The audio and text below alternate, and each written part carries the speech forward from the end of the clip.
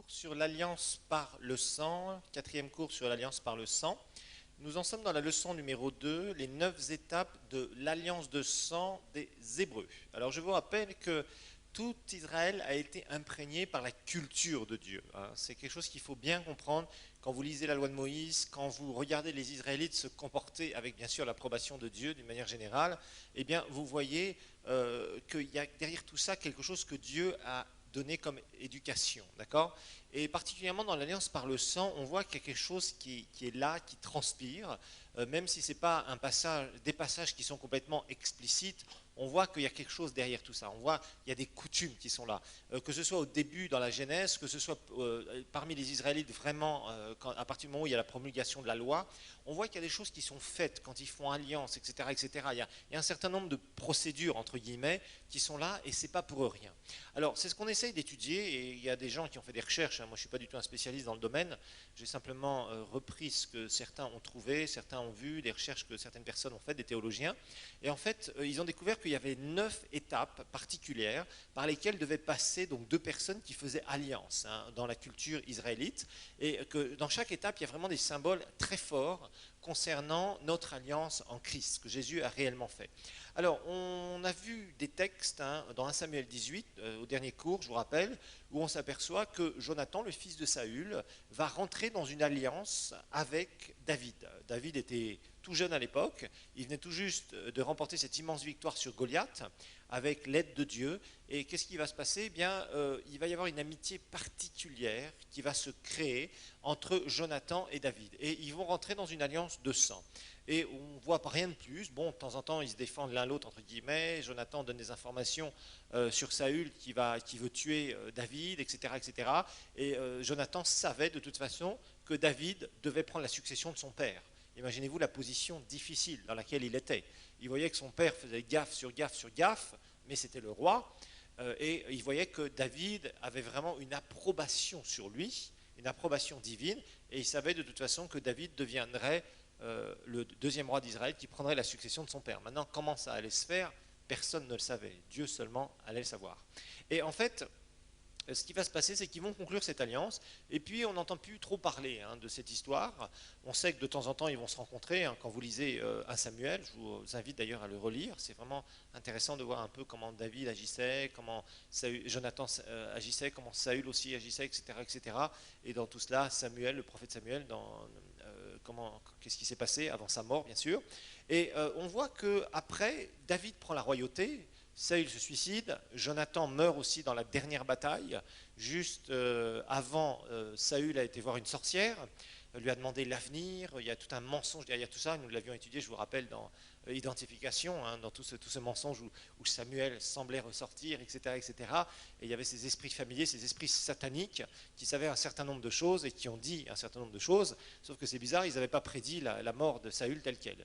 Alors, évidemment, par rapport à tout cela, Saül va mourir, David prend la royauté, et quand ces gens-là prenaient la royauté, en général, ils ne faisaient pas de quartier. Juste, tout de suite après, ils faisaient du nettoyage. Et normalement, ils tuaient tout ce qui restait de la famille, de l'ancien roi, de l'ancien dictateur, c'était tout à fait classique. C'est comme ça que ça se passait, et malheureusement, c'est parfois encore comme ça que ça se passe dans ce monde.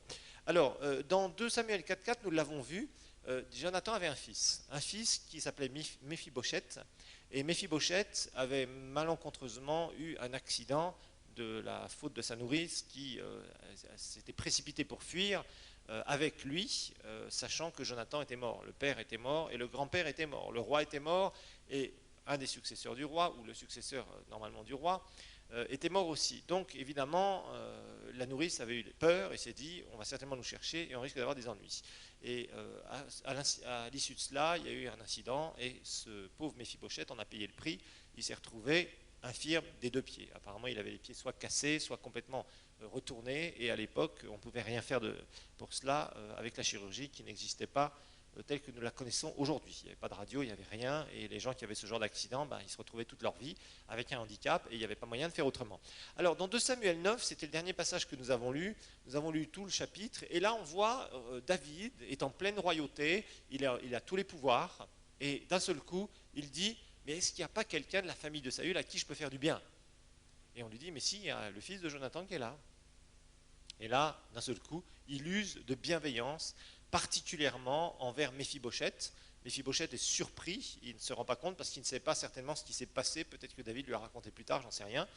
Mais en tout cas, une chose est sûre, c'est que là, on voit que parce qu'il y avait cette alliance de sang qui avait été faite entre David et Jonathan, David devait honorer sa parole, devait honorer son alliance. Vous voyez ? Et tellement c'était dans le cœur, c'était tellement important cet aspect d'alliance par le sang. Alors, on va voir un petit peu des choses qui sont intéressantes. Comme je vous le disais, certains théologiens ont fait des recherches sur 9 étapes particulières par lesquelles les Israélites passaient quand ils faisaient ce genre d'alliance. Par exemple, David et Jonathan, là, il nous est rapporté, dans le premier passage que nous avons lu dans 1 Samuel 18, qu'ils ont fait alliance. Bon, on n'a pas trop de détails sur la manière pratique de la façon dont ils faisaient pour faire alliance. Mais dans la culture israélite, il y avait un certain nombre de choses. Donc ces 9 étapes, on va voir la première étape, et c'est tout à fait symbolique. Chaque étape va représenter un symbole très intéressant par rapport à notre alliance en Christ aussi, bien évidemment. Alors, la première étape par laquelle ils passaient, ils échangeaient leurs robes. Là, on a, par exemple, on a vu dans cet exemple d'un Samuel 18, échange de robes.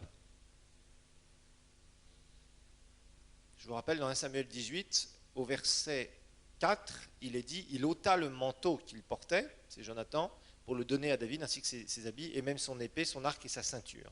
Et en général, ce qu'ils faisaient, c'est qu'ils échangeaient leurs robes. Et ça a toute une signification ici. La signification, c'est je me donne à toi et tu te donnes à moi. C'est ça la signification. C'est quelqu'un qui se donne complètement à l'autre, et l'autre fait la même chose. C'est une alliance. Je me donne à toi, tu te donnes à moi. Et là, évidemment, ça a tout un symbolisme pour nous, chrétiens nés de nouveau. On va regarder dans Jean chapitre 10, verset 11.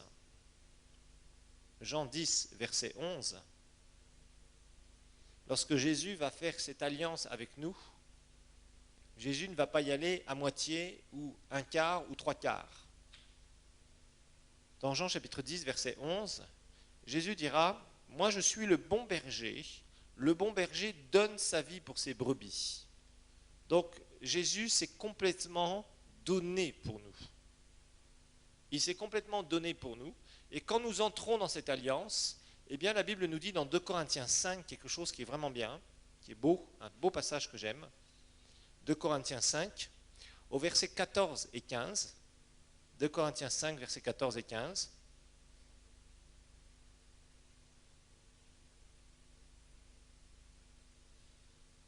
Donc cette première étape, ils échangeaient leurs robes.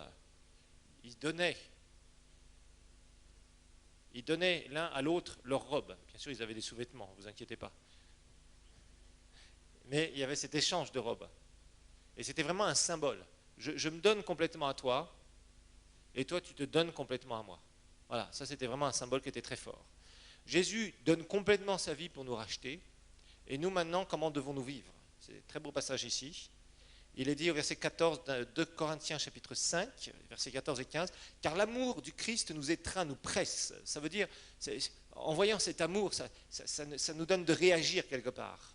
« Nous qui avons discerné ceci, un seul est mort pour tous, donc tous sont morts à leur vie personnelle, morts à leur but personnel, morts à leur vie, complètement.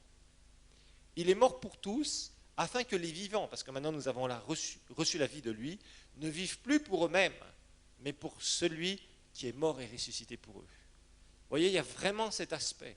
Dans une vraie vie chrétienne, je crois que Jésus, tu t'es donné complètement pour moi, mais maintenant, Seigneur, moi je me donne aussi complètement pour toi. Je veux vivre pour toi. Le témoignage d'un vrai chrétien, c'est maintenant, je vis pour Christ. Christ est ma vie et la mort m'est un gain. C'est ça le témoignage d'un vrai chrétien. Le témoignage du faux chrétien, c'est j'ai été baptisé, j'étais catholique, je suis devenu protestant. Ça, c'est le témoignage du faux chrétien. Je vais prier à l'église tous les dimanches. Ça, c'est pas comprendre son alliance. C'est le faux chrétien, ça. Le vrai chrétien né de nouveau, il comprend une chose. Christ s'est complètement donné à lui, pour qu'il soit racheté.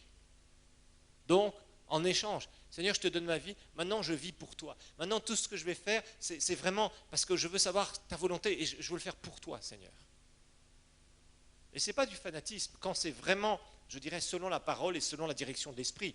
Bien sûr, il y a des chrétiens et de nouveau qui font n'importe quoi et qui jettent du discrédit sur le nom du Seigneur, mais ça, c'est le cœur qu'on doit avoir. Dire, Seigneur, vraiment, moi, je veux faire ce que tu me demandes de faire, vraiment. Je veux vivre pour toi, je veux porter des fruits pour toi. Maintenant, ma vie t'est complètement dédiée. C'est pas, ah bien Seigneur, merci pour le pardon de mes péchés, maintenant je cours au ciel, et puis, on se reverra le jour où je vais mourir, hein, Seigneur. Merci. En tout cas, merci d'avoir sécurisé mon éternité. Oh, je te remercie pour ça, Seigneur. Mais en attendant, je fais n'importe quoi. Je vis pour moi-même, je vis pour mes désirs égoïstes. Mais je ne vis pas pour ton royaume, je ne vis pas pour toi, Seigneur. Vous voyez, quand quelqu'un comprend l'alliance par le sang dans laquelle il est, au travers du sang de Jésus, il comprend qu'il doit être complètement donné pour la cause de Dieu. Tu es donné pour la cause de Dieu. Tu es dans le royaume de Dieu, tu es complètement donné pour la cause de Dieu aujourd'hui. Il n'y a plus rien en toi, dans ta vie, au bout d'un certain nombre d'années, qui doit être pour te dire « je vis pour moi-même ». Et il y a tellement de chrétiens qui vivent encore à 90% pour eux-mêmes. Et ils se demandent pourquoi ils ne voient pas les interventions divines. Alors quand il y a une crise, quand il y a un moment difficile, « Ah Seigneur, pourquoi tu ne réponds pas de ton ciel est fermé pour moi. » Mais c'est n'importe quoi. Les gens ne comprennent rien. Si tu veux vraiment vivre à la lumière de ton alliance, apprends à tout faire pour lui. À vivre réellement pour lui, complètement pour lui. Et je garantis, ça c'est quelque chose qui est puissant. Se donner complètement à lui. Ensuite, il y avait un échange de ceinture. Échange de ceinture. Alors la ceinture, c'est ce qui tenait les armes à l'époque, bien sûr. L'épée, les couteaux, etc., etc. Les arcs, etc. La ceinture, c'est ce qui permettait de tenir les armes.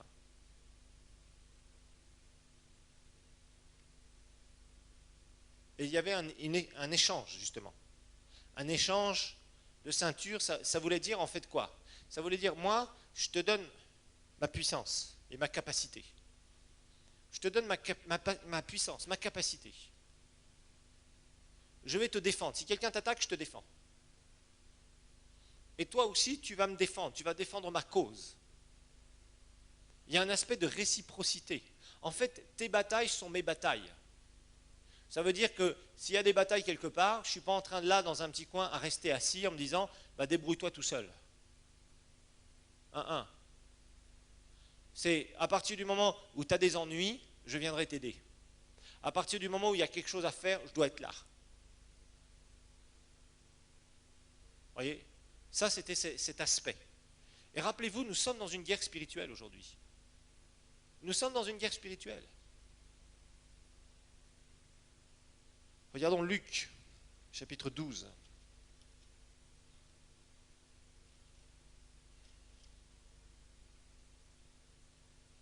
Luc, chapitre 12. Versets 11 et 12. Là, on va parler des moments difficiles. Jésus a parlé qu'il y aurait des persécutions. Jésus a parlé qu'il y aurait des moments difficiles. Oui. Vous savez, les persécutions, ce n'est pas quelque chose qui est naturel, contrairement à ce que beaucoup de gens pensent.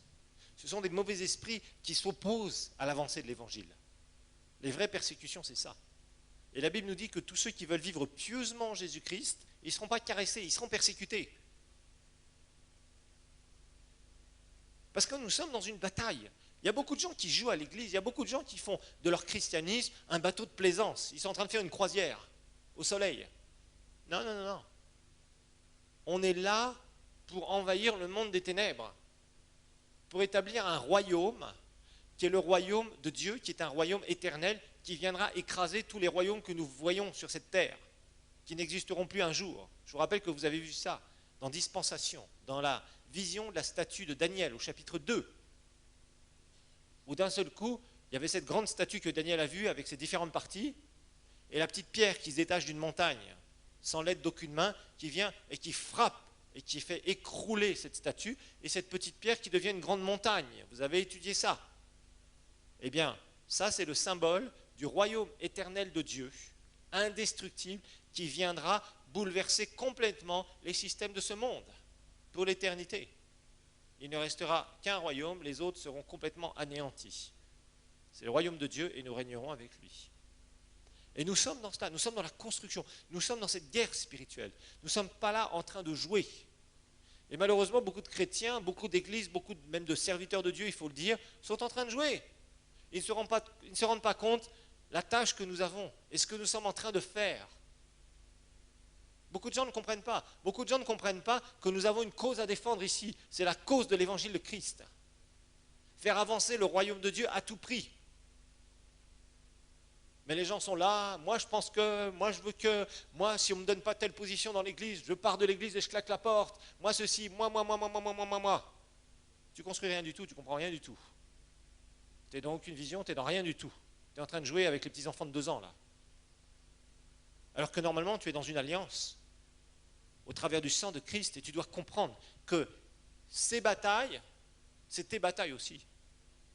Ça veut dire que Dieu cherche par tous les moyens d'avoir des canaux par lesquels il peut faire passer sa puissance, qu'il peut faire passer son évangile, pour que les gens soient arrachés des ténèbres, pour que jour après jour, il y ait des gens qui soient sortis des ténèbres et qui rentrent dans le royaume de Dieu pour construire ce royaume éternel.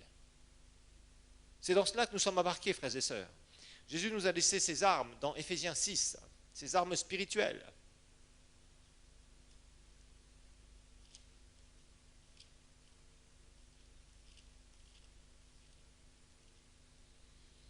Éphésiens chapitre 6.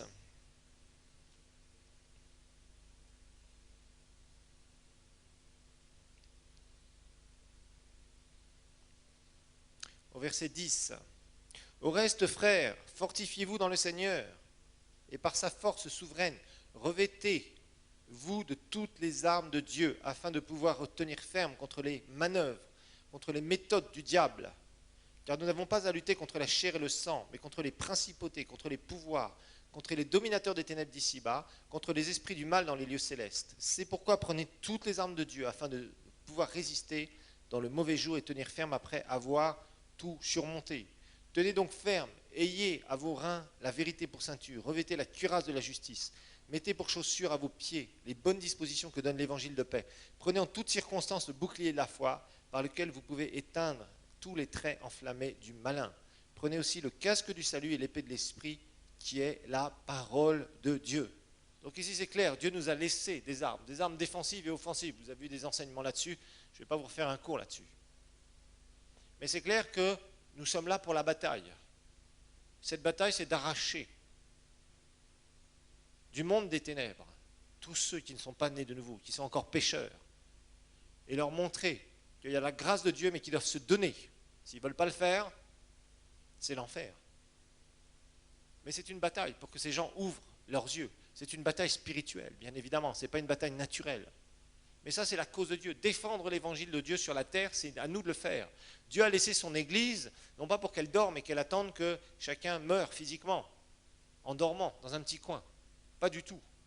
Mais c'est pour qu'elle puisse prendre possession du royaume, utiliser tout ce qu'elle a à sa disposition pour aller conquérir et amener les gens, un maximum de gens qui diront « Oui, je suis pécheur. Oui, j'ai besoin de me repentir. Oui, je me repens. Qu'est-ce qu'il faut faire pour entrer dans le royaume de Dieu ?»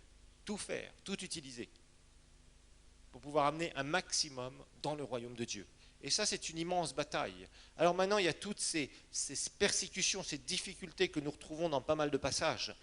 Dans Luc, tout à l'heure, le passage qu'on aurait pu lire, dans Luc 12, il y a 1 Pierre 14 aussi qui nous en parle, 2 Corinthiens 12 qui nous en parle aussi, où on voit des gens qui passent des moments difficiles, où Paul lui-même, dans 2 Corinthiens 12, nous avions lu ces passages déjà, vous avez eu une explication dans 2 Corinthiens chapitre 12, et vous en aurez encore d'autres quand on va parler de l'onction, où Paul parle, c'est quand je suis faible, c'est là où je suis fort. C'est parce que le Saint-Esprit vient, et il est là pour le rendre puissant dans les moments les plus difficiles, alors qu'il est en train d'annoncer l'évangile de Dieu, et qu'il y a tous ces esprits sataniques qui créent ce qu'on appelle une écharpe dans la chair, et qui essayent de s'opposer à l'avancée de l'évangile.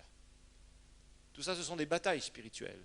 Il y a beaucoup de gens qui pensent que la bataille spirituelle, c'est d'aller chasser des démons dans les chaises et dans les tables et dans les portes et dans les je ne sais pas trop quoi. C'est n'importe quoi, ça. Ça, c'est avoir la trouille du diable, ni plus ni moins. Ça n'a rien à voir. Les batailles spirituelles, c'est quand vous êtes là en train de porter des fruits et que le royaume des ténèbres est pillé et que Satan essaye absolument une chose, c'est de vous arrêter, de vous empêcher d'avancer, de vous empêcher de continuer. Donc il va y avoir des mensonges qui vont être répandus. La moindre petite erreur, d'un seul coup, va être immensément amplifiée pour mettre du discrédit sur votre ministère, pour essayer de faire des choses pour vous arrêter. Des gens qui vont se rebeller, d'autres personnes qui vont essayer de s'infiltrer dans l'œuvre que vous êtes en train de faire, etc., etc., etc. Donc toutes sortes de batailles spirituelles qui sont là et qui essaient de vous empêcher d'un seul coup, il y a des miracles qui se font et on vient et il y a des journalistes qui sont en train d'interviewer des gens qui n'ont pas été guéris. Ou quelqu'un qui se dit guéri et qui perd sa guérison parce qu'il n'a pas la foi pour continuer à marcher dans sa guérison. Et ils prennent tout ça, et ils placardent tout ça, et ils mettent ça sur les journaux télévisés, etc., etc. Ça, ce sont des persécutions, ça, ce sont des choses sataniques qui essayent de prouver que ce que vous êtes en train de faire, c'est faux. Les choses qu'on envoie maintenant sur Internet, partout, etc., etc., etc. Et Dieu est clair, quand nous sommes dans son alliance avec lui, lui va s'occuper de nous. Mais vous savez, les chrétiens, ils sont terribles. Ils ne pensent qu'à leur nombril. Ils sont tout le temps en train de dire moi, moi, moi, moi, moi. Bon, ça va quand tu as 1 an de conversion, 2 ans, 3 ans, ça commence à être ça, allait un peu, ça va un peu moins quand tu es comme ça. Mais après, il faut que tu grandisses. Parce qu'il faut que tu comprennes que tu dois défendre la cause du royaume de Dieu, que tu dois mettre tout en action, toute la connaissance que tu as pour faire avancer le royaume de Dieu et d'arrêter de penser à toi, toi, toi et toi. Dieu s'occupe de toi. Occupe-toi du royaume. Occupe-toi de ce que Dieu te demande de faire. Va témoigner à ton prochain. Prie pour lui. Occupe-toi un peu de lui pour qu'il rentre dans le royaume de Dieu.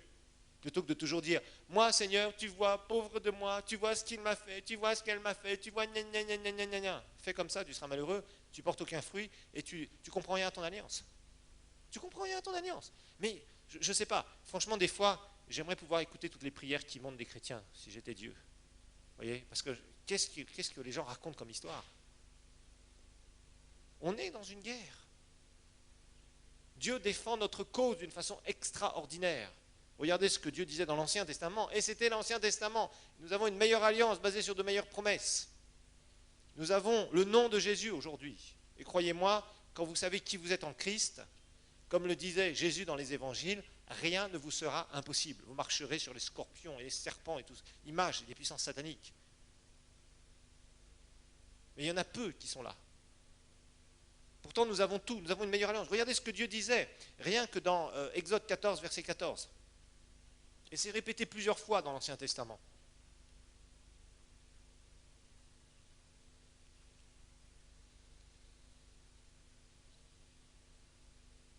C'est vrai que c'était un moment difficile. Ils étaient coincés entre la mer et l'armée la plus puissante du monde, de l'époque. Les Israélites étaient au milieu, pris en sandwich, prêts à être mangés comme ça. Donc ils ont crié à Dieu, et Dieu va leur dire quelque chose d'important. Il va leur dire, verset 14, 14, l'Éternel combattra pour vous, et vous gardez le silence. Dieu s'occupe de tes batailles, t'inquiète pas. Juste avant, il y avait la Pâque. La Pâque, c'était une alliance de quoi? Une alliance de sang, évidemment. On en parlera un peu plus tard de la Pâque.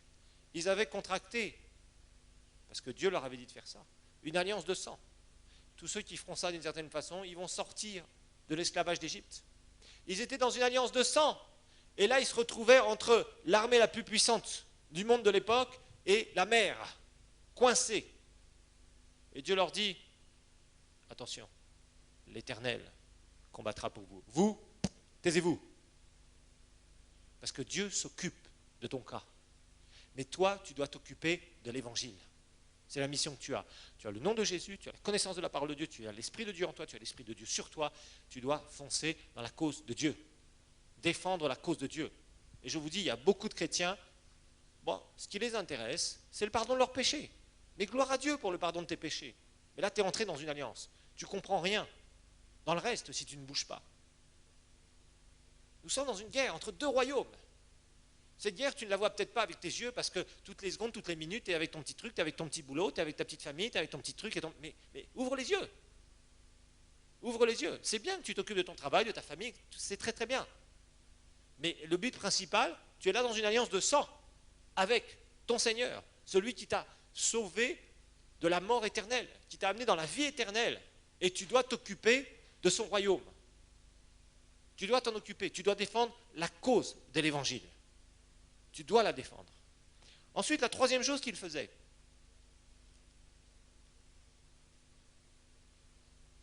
il coupait l'alliance. Et on va voir comment il faisait.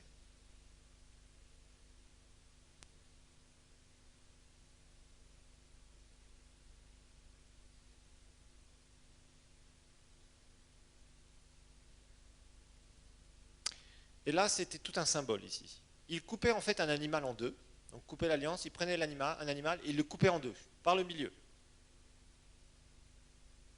Il le coupait en deux par le milieu. Et ils partaient comme ça, ils se mettaient dos à dos, comme ça, et chacun faisait un cercle comme ça. Et l'autre de l'autre côté, il faisait la même chose. Et qu'est-ce qui se passait? Ils se retrouvaient face à face. Ils faisaient un 8, donc chacun faisait un cercle. Et là, il y avait toute une signification. Ça signifiait clairement qu'on était dans une alliance jusqu'à la mort. Ça veut dire que tant que l'un ou l'autre n'était pas mort, l'alliance était toujours vivante. C'était un engagement jusqu'à la mort. C'était sérieux ici. L'alliance était là, et celui qui osait briser cette alliance, si une des parties brisait cette alliance, il avait une condamnation à mort sur sa vie. Donc c'était très solennel, très imbrisable, inviolable. Celui qui osait violer ce genre d'alliance, c'était la mort assurée. Comme je vous le disais précédemment, dans les cours précédents, parfois même, ça a été jusqu'à ce que la propre famille tue la personne. Dans certaines tribus, ça s'est vu. Dans certains endroits, ça s'est vu. Mais là, c'était clair. Chez les Israélites, celui qui brisait une alliance, il était passible de mort. Ensuite, il levait les mains. Il levait les mains.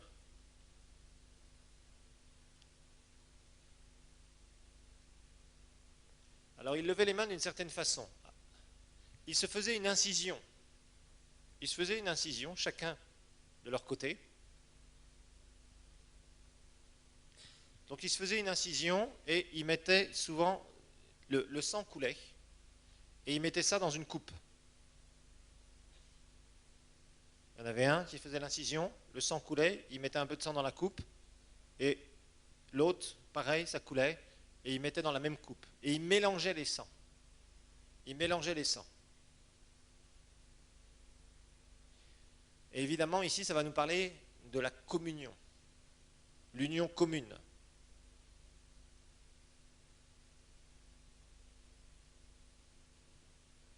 C'est-à-dire que les deux vies étaient proches, unies. Ce n'était pas un mariage selon les termes du mariage, de vie commune, avec tout ce qui s'ensuit, mais c'était vraiment un aspect de rapprochement immense. Un partage de biens, partage de beaucoup de choses. Et évidemment, ça nous fait penser à cet aspect de partager notre vie avec Christ. Christ partage sa vie avec nous, mais nous partageons aussi notre vie avec lui dans cette communion, dans cette relation. Et la Bible nous dit dans 1 Corinthiens 10, verset 16, 1 Corinthiens 10, verset 16,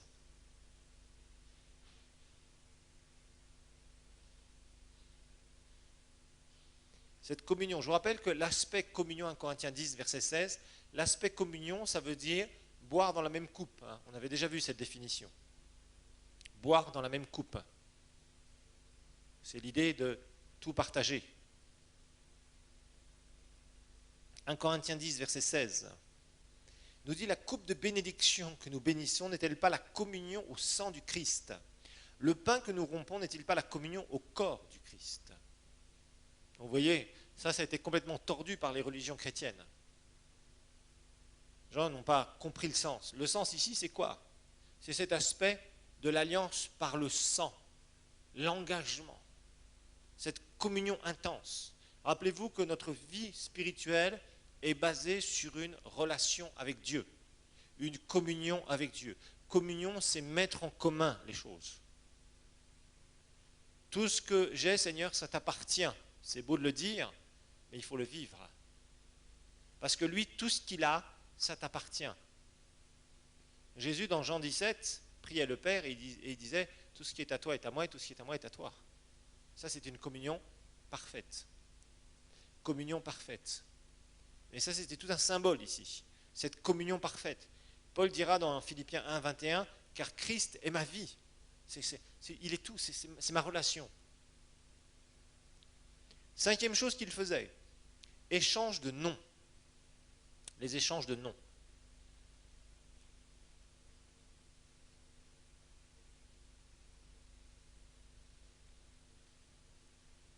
Et souvent, il prenait, quand il faisait alliance comme ça, cinquième chose, c'est échange de nom. Quatrième, je vous le rappelle, c'est lever les mains, donc se faire une incision et faire couler du sang et mélanger les sangs.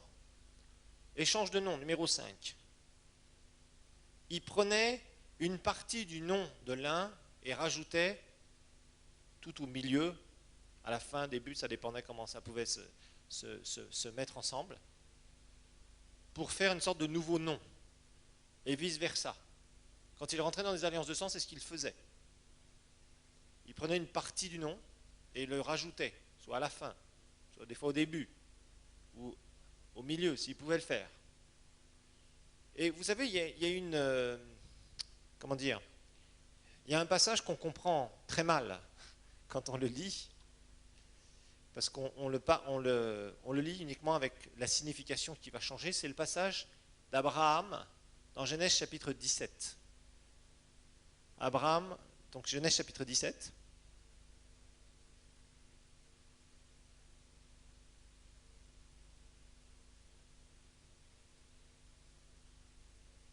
Genèse 17, il va se passer quelque chose pour la vie d'Abraham. Et c'est tout à fait ce que je suis en train de vous montrer ici, que Abraham va vivre. Genèse chapitre 17 au verset 1.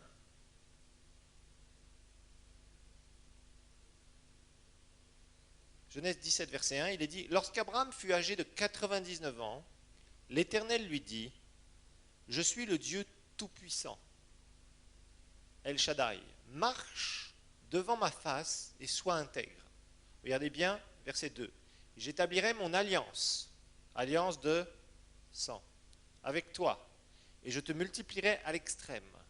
Abraham, regardez bien Abraham, le mot Abraham ici, tomba face contre terre et Dieu lui parla en ces termes. » Rappelez-vous que dans l'hébreu, il n'y a que des consonnes.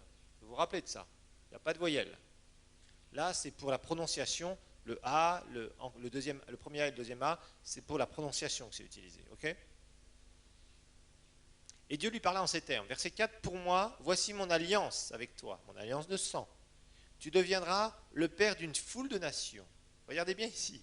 On ne t'appellera plus du nom d'Abraham, mais ton nom sera Abraham, car je te rends père d'une foule de nations. Alors, il y a une différence sur les noms ici, sur la signification des noms, mais ce n'est pas tellement le changement de la signification des noms qui m'intéresse. Ce qui va m'intéresser ici, c'est de vous montrer Abraham et Abraham. Quelle est la différence entre les deux? C'est le H, on est bien d'accord. Le nom éternel, comment ça s'écrit? Y, H, W, H. Dieu a donné une partie de son nom ici à Abraham pour faire Abraham. C'est ça que ce passage signifie ici. Dieu va donner une partie de son nom, une lettre de son nom, de Y, Yahweh, YHWH. Il donne le H. Et tu vas t'appeler non plus Abraham, mais tu vas t'appeler Abraham, qui d'ailleurs fait changer aussi la signification de son nom en même temps, ce qui correspond à la promesse. Mais il y avait cet aspect de donner une partie du nom de Dieu ici à Abraham pour qu'il devienne Abraham. Et c'est comme ça qu'on peut vraiment comprendre le sens profond de ce passage. Souvent, vous voyez, on lit la parole de Dieu, mais on ne comprend pas si on n'a pas des fois des éléments de culture, si on n'a pas un certain nombre d'explications par rapport à cette parole. Alors, numéro 6, c'est se faire une cicatrice. Se faire une cicatrice. Numéro 6, se faire une cicatrice.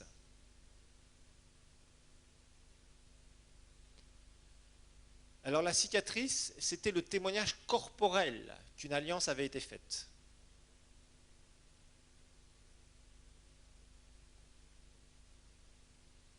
Et là, il y a un super symbole aussi. Donc la cicatrice, c'était le témoignage qu'une alliance avait été faite.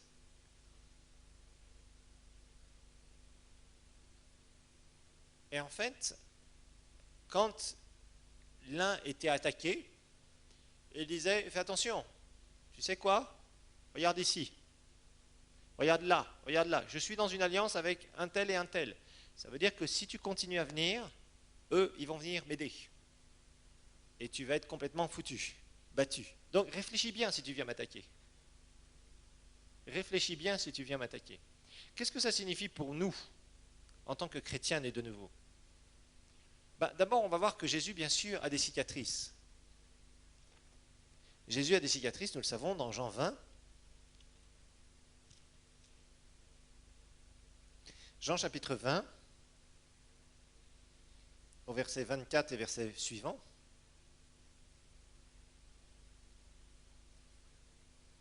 Jean 20, verset 24 et verset suivant. Thomas, vous l'avez tous? C'est bon? Jean 20, 24 et verset suivant.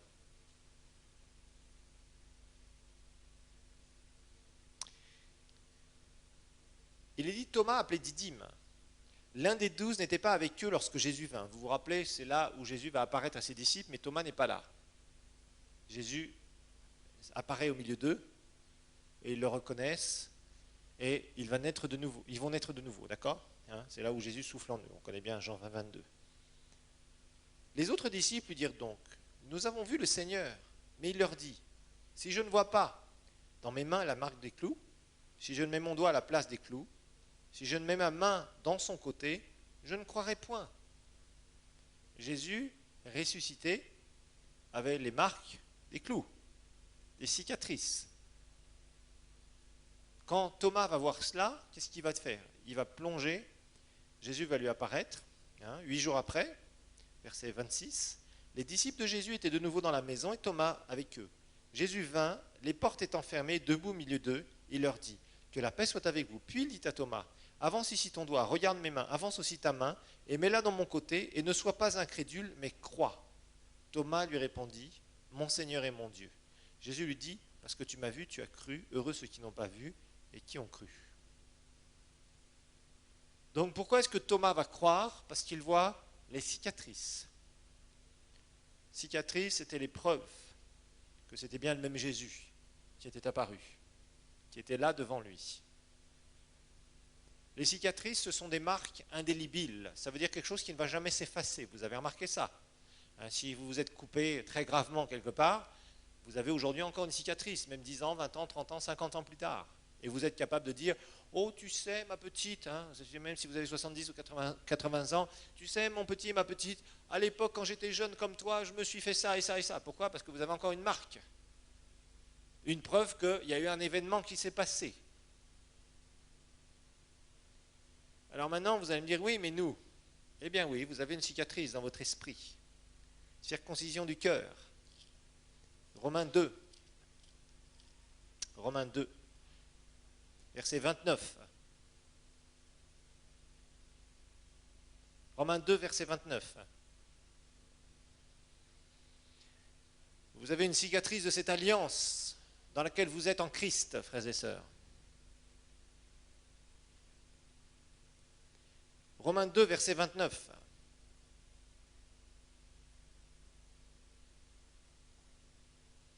Il est dit, mais le juif, c'est-à-dire sous-entendu dans ce passage, je vous le rappelle, celui qui appartient au peuple de Dieu, celui qui est vraiment une part du peuple, c'est celui qui l'est intérieurement.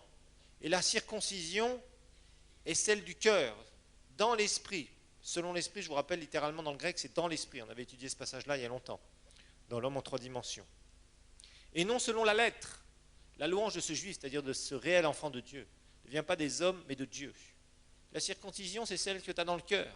Ça veut dire que quand l'ennemi essaye de venir t'attaquer, tu dis, Satan, celui qui est en moi, il est bien plus grand que toi. Si tu viens me chercher des noises, des histoires, il est là. Et j'ai une preuve ici. J'ai une preuve. J'ai été circoncis du cœur.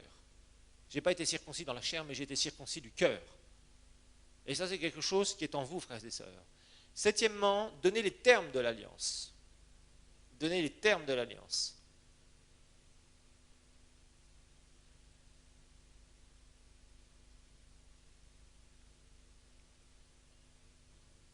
Donnez les termes de l'alliance.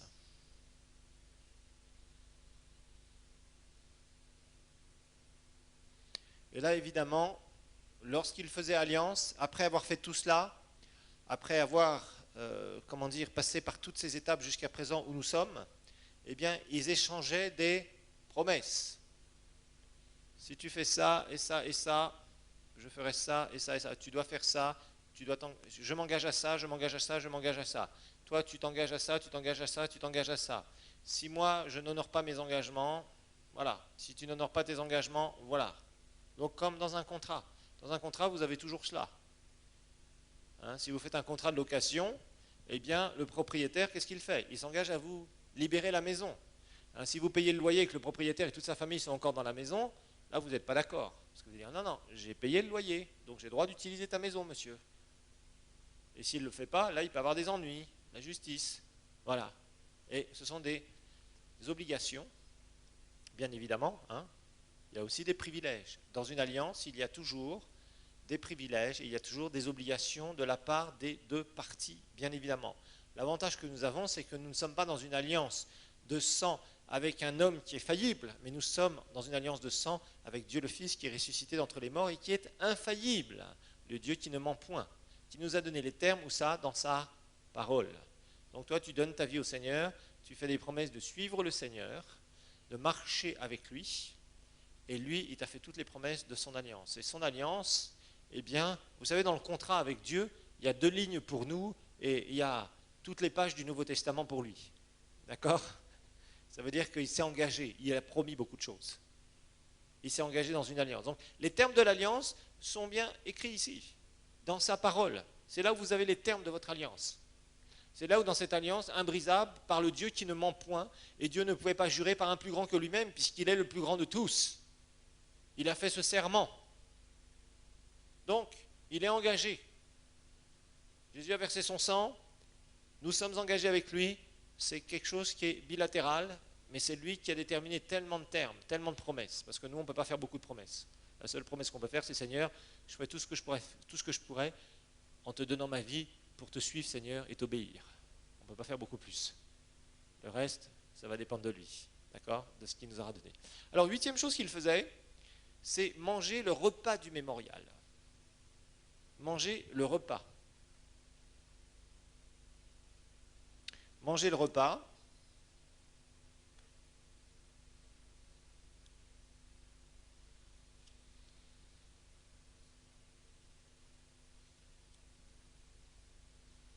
Donc manger le repas du mémorial. On a vu ça dans différents passages. Et cet aspect, bien sûr, c'est l'aspect de la communion. L'aspect de la communion. On a vu ça dans différents passages qu'on a lus. Et la communion que nous avons, bien sûr, dans 1 Jean, chapitre 1, verset 3.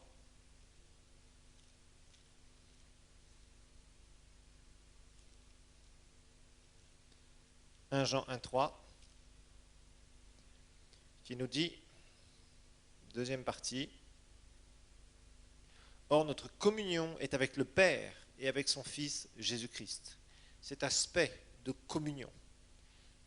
Seigneur, je suis en relation avec toi, je suis en communion avec toi. Regardez dans le psaume 23, verset 5. Ça, c'est un aspect purement spirituel. 23, 5. Ce temps que tu passes avec lui, où sa parole est vraiment une nourriture. Son esprit te rafraîchit. Psaume 23, verset 5. C'est là où tu te fortifies auprès de lui, auprès de sa parole, dans sa présence. Tu es là. Et tu passes ce temps. Ce temps où sa parole, c'est vraiment ce pain qui te nourrit, qui te fortifie, parce que tu la médites. Et au verset 5 du psaume 23, tu dresses devant moi une table en face de mes adversaires. Une table, c'est fait pour quoi? C'est fait pour manger, non? Et manger, ça sert à quoi? À prendre des forces, à se fortifier, avoir un temps. Quand tu es à table avec quelqu'un, tu n'es pas en train de te taire. Si tu ne dis rien, en général, on prend quelques bouchées et entre-temps, il y a quelques paroles qui sortent. C'est normal, parce que c'est un temps où on passe du temps, on est ensemble et on veut partager un repas, oui, c'est sûr, mais souvent on partage de bonnes discussions. En général, tu n'es pas dans un repas avec ton ennemi. Hein? Tu ne vas pas l'inviter au restaurant, ton ennemi. Ou en tout cas, tu ne vas pas le faire souvent. D'accord? Ce sont les amis qu'on invite au resto. Ce sont les amis qu'on invite pour partager un bon repas. Parce qu'on a envie de passer un bon temps avec eux, parce qu'on apprécie leur présence. Parce qu'on est là et on veut partager quelque chose et on veut qu'ils se sentent bien et on veut les honorer. Voilà. Ensuite, la dernière chose qu'il faisait, c'était planter un arbre du mémorial. Planter un arbre du mémorial. C'est-à-dire quelque chose devant lequel on va passer et qui va être un souvenir. En disant à chaque fois qu'on va passer par là, on dit ou dans cette région-là, on dit oui, j'ai planté un arbre un jour, ça rappelle à mon souvenir que je suis dans une alliance avec telle et telle personne. Vous voyez? Et évidemment, ça nous parle de la Sainte Seine. La Sainte Seine est un mémorial, c'est quelque chose dont on se rappelle. Alors des fois, il plantait un arbre, des fois, il mettait une stèle, il mettait une pierre un peu particulière, grosse. Il mettait des petites pierres autour, etc. On voyait que là, c'était un monument qu'on avait érigé en mémoire de l'alliance. On se rappelait d'eux. C'était quelque chose pour dire, voilà, on a fait ça. C'est ce que Jacob et Laban ont fait, je vous le rappelle.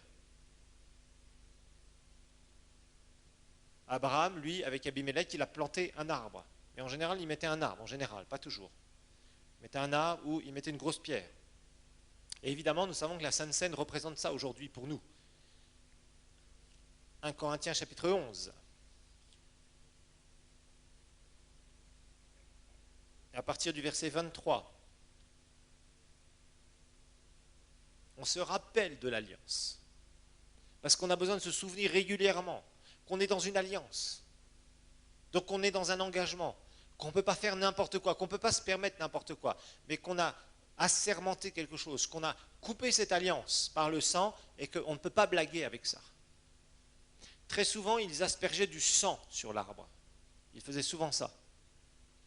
Mais c'était vraiment le souvenir, en tout cas.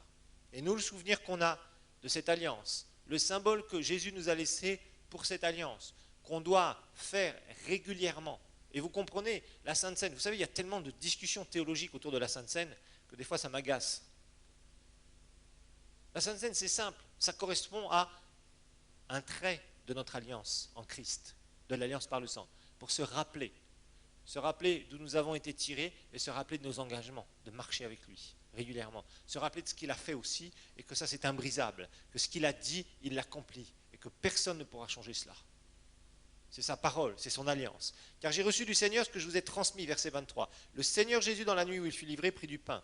Et après avoir rendu grâce, il le rompit et dit, ceci est mon corps qui est pour vous, qui est livré pour vous. Faites ceci en mémoire de moi, vous rappelant régulièrement. De même, après avoir soupé, il prit la coupe et dit, cette coupe est c'est la coupe de la nouvelle alliance en mon sang. Faites ceci en mémoire de moi, toutes les fois que vous en boirez.